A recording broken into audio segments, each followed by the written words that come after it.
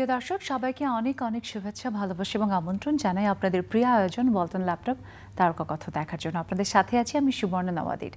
আর আজ আমাদের স্টুডিওতে আমরা আমন্ত্রণ জানিয়েছি এমন একজন মানুষকে যিনি বাংলাদেশের চলচ্চিত্রকে ভীষণভাবে সমৃদ্ধ করেছেন, যার পথ চলায় বাংলাদেশের চলচ্চিত্র একদিকে যেমন অনেক অনেক অনেক ব্যবসা সফল সব চলচ্চিত্র পেয়েছে, আর আমরা পেয়েছি আমাদের প্রিয় একজন চিত্রনায়িকা। তিনি আমাদের সকলের প্রিয় জাতীয় চলচ্চিত্র পুরস্কার প্রাপ্ত চিত্রনায়িকা রোজিনা। অনেক শুভেচ্ছা এবং belated happy birthday. Thank you. খুব ভালো লাগছে যে আপনাকে জন্মদিনের পরের দিন আমরা আমাদের চ্যানেল আই ওয়ালটন ল্যাপটপ তারকা কথনে পেয়েছি। চ্যানেল আই পরিবারের পক্ষ থেকে আরও একবার অনেক শুভেচ্ছা অভিনন্দন। আমিও চ্যানেল আই পরিবারকে জানাচ্ছি অনেক অনেক শুভেচ্ছা। সত্যি খুব ভালো লাগছে, সবসময়ের মতো the very gorgeous very beautiful রোজিনাকে আমরা পেয়েছি আজকে আমাদের এই আয়োজনে। আজকেও আপনাকে একই রকমভাবে মানে সেই শুরু থেকে আপনি যেমন সবসময় সজীব, আজকেও সেরকমই লাগছে। তাই? হ্যাঁ, আপনি মানে সত্যি আমরা সবসময় বলি যে আপনি লাস্ট যে কয়েক প্রজন্ম মানে চলে গেছে ৩-৪ প্রজন্ম ধরে আপনি সবার মানে হার্টথ্রোব একই রকমভাবে আপনি, আমি বলবো যে ভেরি আইকনিক পারসন। সেটা কিন্তু আসলে এই যে নিজেকে তৈরি করা আইকনিক হিসেবে একজন মানে জাতীয় চলচ্চিত্র পুরস্কার লাভ করে নিজেকে ওইভাবে মেলে ধরা ব্যাপারটা সহজ ছিল না। আমরা জানি যে বাংলা চলচ্চিত্রে আপনার প্রথম জানোয়ার চলচ্চিত্রের মধ্য দিয়ে শুরু, তারপরে রাজমহল, বিনিশুতের মালা, ইজ্জত, সব থেকে আমি যদি বলি যে আরও একটা বড় মাইল ফলক যেটা আপনার চলচ্চিত্র ক্যারিয়ারে, অবিচার, দোলনা, মানে অসংখ্য এরকম অসাধারণ সব ছবি আপনি কাজ করেছেন। তারপর লাল বেনারসি, মানসী, অনেক ধরনের আমি ছবি করেছি। এবং ইমপ্রেস টেলিফিল্মের চলচ্চিত্র রাক্ষসী লাস্ট করেছি, ওটা 2005-এ আর কি। এবং কবি কাজী নজরুল ইসলামের এখানে গল্প অবলম্বনে রাক্ষসী চলচ্চিত্রতে আপনি কাজ করেছেন, যেটা সত্যি আমরা মানে প্রতিটি কাজে আপনি নিজেকে আলাদা করতে পেরেছেন। একটু শুনতে চাই যে আপনার এই যে চলচ্চিত্রের শুরু সেই জানোয়ার চলচ্চিত্রের মধ্য দিয়ে আজকে যখন রাক্ষসী পর্যন্ত এত অসংখ্য চলচ্চিত্র, একটু ছোট করে শুনতে চাই আপনার সেটা। আমার মনে হয় যেটা আমাকে একটু বলতেই হয় আর কি, এটা আমি যখন বুঝতে শিখেছি তখন থেকে কিন্তু এই চলচ্চিত্রটা আমার মাথার মধ্যে। কারণ আমাদের বাড়ি হলো রাজবাড়ি, বাবার বাড়ি গোয়ালন্দ নানা বাড়ি। তা আমাদের বাড়ির পাশেই ছিল হলো আপনার সিনেমা হল, বেশি দূর যেতে হতো না বাড়ি থেকে, হয়তো 10 মিনিট হাঁটলেই যাওয়া যেত। তা আমি মানে ওই হলেই কিন্তু ছবি দেখতাম, ছবি দেখতে দেখতেই কিন্তু আমার এই চলচ্চিত্রকে ভালোবাসা, অভিনয় ভালোবাসা, তখন থেকে ভাবতাম আমি কবরী ম্যাডাম হব, কবরী ম্যাডাম তো এখন বলি, কবরী হব, শাবানা হব, ববিতা হব। তো আমার মনে হয় ওই কারণ হলো কি যে আর মানুষ লেখাপড়া করে শিখে না অনেক কিছু, তা আমার মনে হয় ছবি দেখতে দেখতেই আমার ব্রেনের মধ্যে ঢুকে গেছে যে আমি অভিনয় ব্যাপারটা আর কি। তো যখন আমি চলচ্চিত্রে এসেছি, তা চলচ্চিত্রে এসেই কিন্তু আমি অত সহজে রোজিনা হতে পারিনি, অনেক কাঠখড় পোড়াতে হয়েছে। তো আমি মনে করি, জানি না, আমার মনে হয় না যত ভালো অভিনয় করতে পেরেছি, চেষ্টা করেছি যে যতগুলো চরিত্র অনুযায়ী অভিনয় করার জন্য আর কি। যার জন্য আমার মনে হয় আমার দর্শকরা বা তুমি যেটা বলছো, সরি আমি তুমি করেই বললাম তোমাকে, হয়তো আমার চরিত্রগুলো যে আমি যেগুলো করেছি হয়তো ভালো লেগেছে। এবং আপনি একাধারে আমরা দেখেছি যে সামাজিক বিভিন্ন যে চলচ্চিত্রগুলো, সেই মানে সামাজিক ছবিতে অভিনয় করেছেন, রোমান্টিক, আবার অ্যাকশন হিরোইন হিসেবেও কিন্তু আপনাকে দেখা গেছে দুর্দান্ত ফাইট করতে।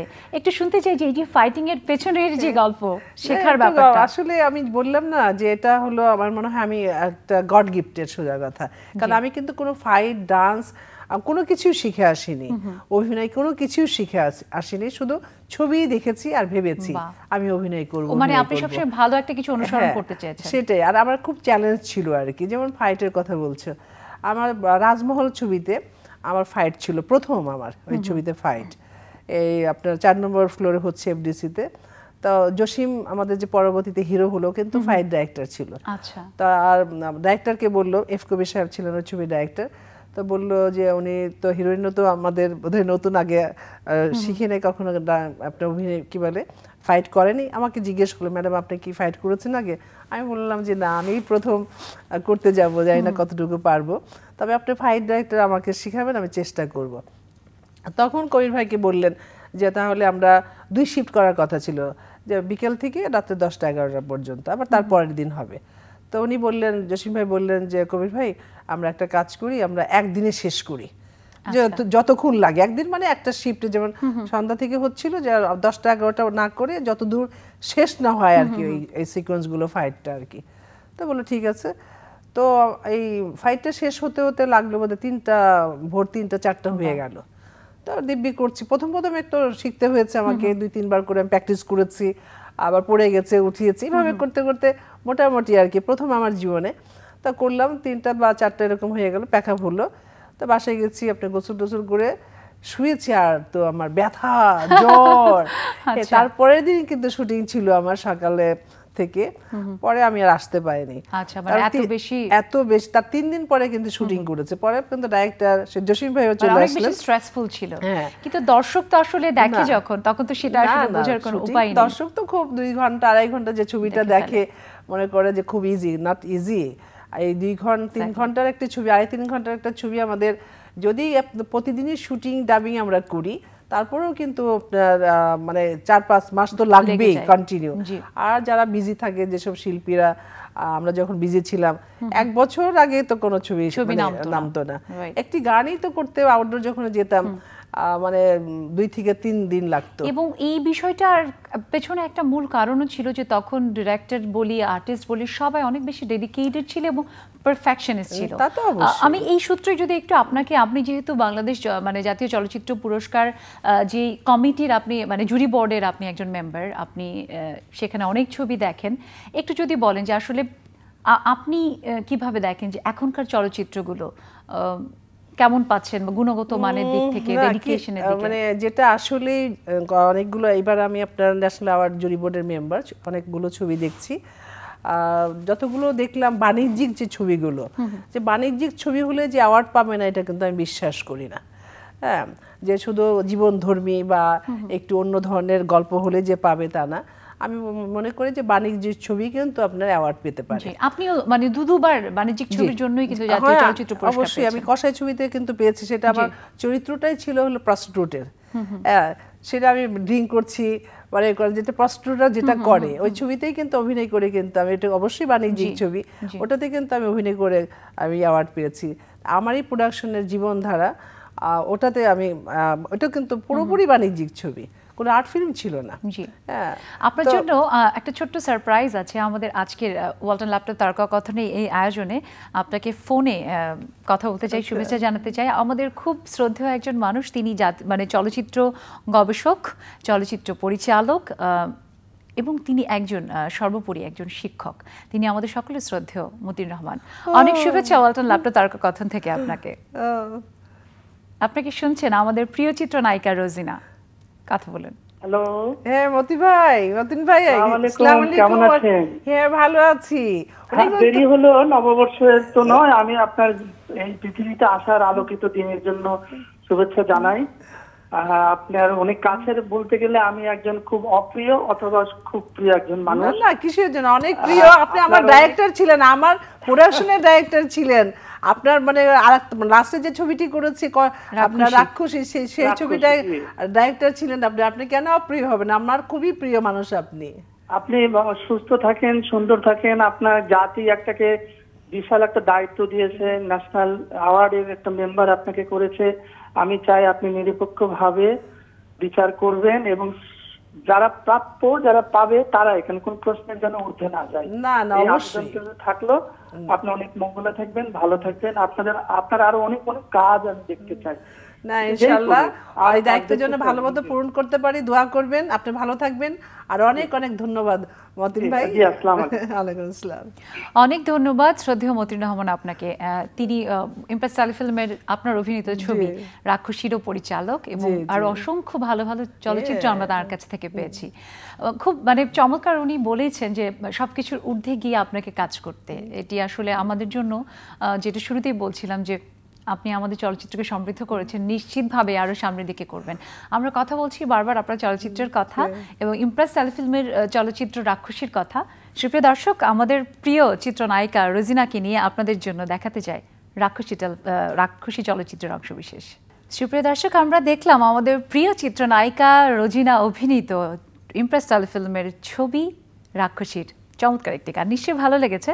আসলে এরকম আরো অসংখ্য গান, মানে আপনি এত দুর্দান্ত অভিনয় করেছেন এবং গানের যে ব্যাপারগুলো থাকে চমৎকার করে ফুটিয়ে তুলেছেন আসলে মানে কোনটা রেখে কোনটা বলবো ইটস রিয়েলি আপনার তোমার মানুষের ছবি এমন তোমাকে দিলাম এটা ব্ল্যাক এন্ড হোয়াইট কিন্তু এই যখনই মানে মানুষ শুনে দর্শক শুনে বা আমি শুনি মানে মনে হয় না যেন এই এত পুরনো দিনের গান আর তুমি আমার কত চেনা হ্যাঁ তুমি আমার কত চেনা দোলনা ছবি সাবিনা আপাকে দেখেছি এই ছবিটির গানটা স্টেজে বাইরে বিদেশে গেলে কিন্তু প্রথমেই শুরু করে মন তোমাকে দিলাম এবং আমাদের যে বিভিন্ন রিয়েলিটি শো গুলো হয় বাংলাদেশে সেখানেও কিন্তু মানে খুবই সকল শিল্পীর একটা পছন্দের গান থাকে তারপর আপনার অবিচারের ছেড়ো না মিঠুন চক্রবর্তী আমি মানে এমনি করে দোলনা ছবি যে এই গানটি যে তুমি আমার কত চেনা মানে এত ফেমাস গান এখনো মানে একদম মনে হয় আজকের সেটাই আর কি তো এমনি করে কিন্তু অনেক ছবির গান আছে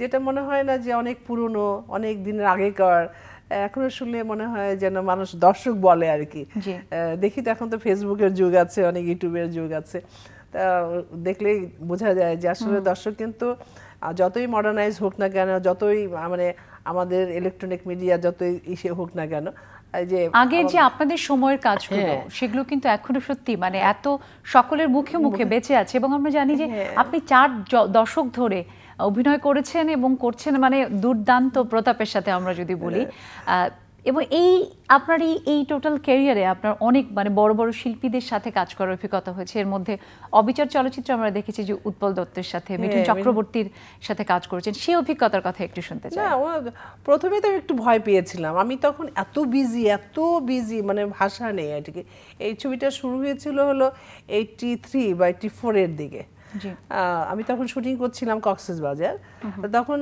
হাসান ইমাম সাহেব আমাদের হাসান ভাই আর শক্তি সামন্ত ছিলেন বোম্বের যে উনি ডাইরেক্টর প্রোডিউসারও আর আমাদের দেশে ছিলেন হাসান ভাই ডাইরেক্টর তো হঠাৎ দেখি সন্ধ্যার সময় মানে আমার রুমে মানে বলছে যে মানে একজন বলছে যে আসবেন ওনারা তখন আমরা শুটিং শেষ করে মানে রুমে ঢুকেছি তা আমি তারপর যে হাসান ভাই আসছেন আর শক্তি সামন্তকে তো আগে থেকে চিনি না তো যাই হোক ওনারা আসলেন তো কথা হচ্ছে তখন হাসান ভাই বললেন যে তোকে তো আমরা একটা ছবিতে নিতে চাচ্ছি এটা কো প্রোডাকশনের বোম্বে থাকবে মিঠুন চক্রবর্তী আর বাংলাদেশের থাকবি তুই আর উৎপল দত্ত থাকবে তারপর অনেক আর্টিস্ট থাকবে আর কি আমাদের দেশের ওই টিম শামসুজ্জামান তারপর অনেক আর্টিস্ট ছিলেন আর কি তো আমি বললাম যে ডবল ভার্সন হলে তো আমি তো আপনার হিন্দি বলতে পারবো না না ওটা তো মানে শিখিয়ে নেব বাট ডবল ভার্সন এটা ছিল একবার হিন্দিতে বলতে হতো শুটিং করতে হতো একবার বাংলাতে শুটিং করতে হতো মানে যেটা নিঃসন্দেহে খুব কঠিন একটা ব্যাপার নিশ্চয়ই মানে কঠিন তো অবশ্যই তারপরে হলো কি আমাদের দেশে তখন কিন্তু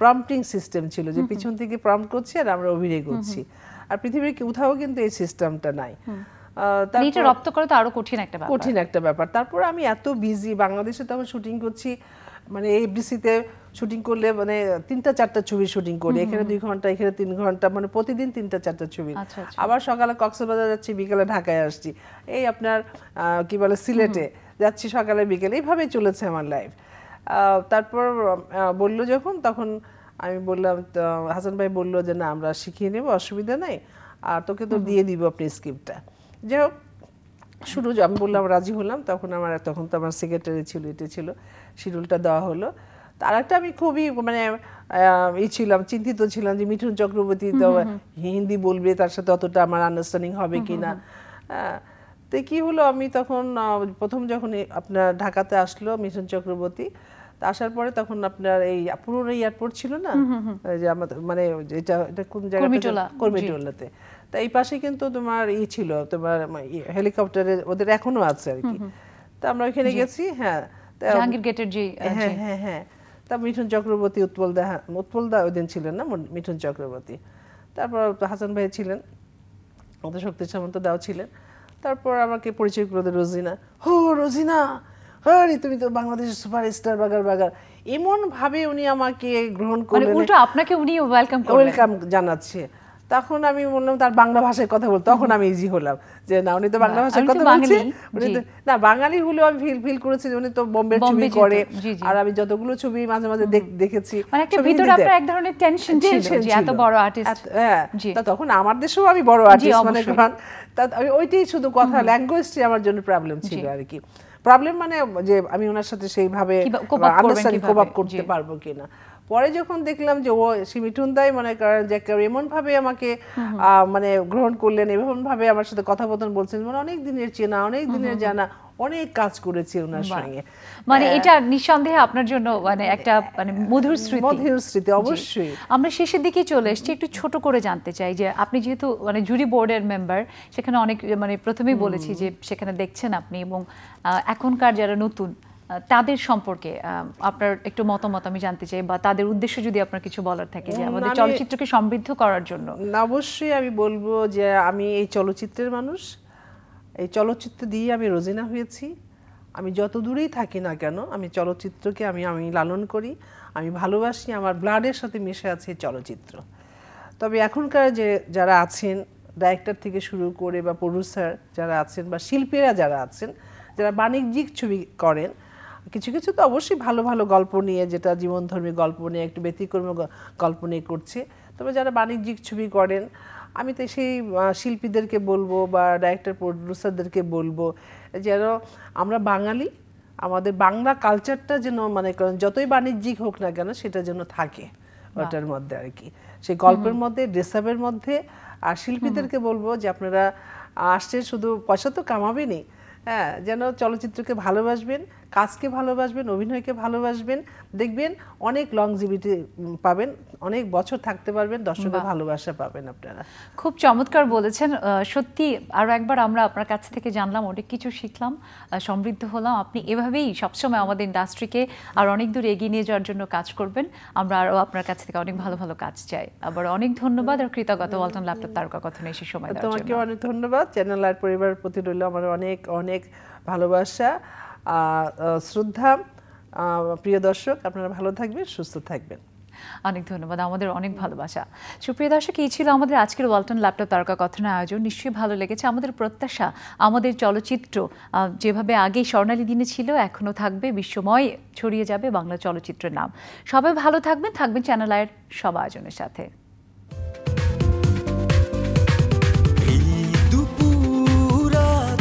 আনন্দে ভরপুর কথা হবে বন্ধু, থাকো যত দূর, সরাসরি টেলিফোনে সফল গল্প স্মরণে, প্রিয় তারকার সাথে তারকা কথনে।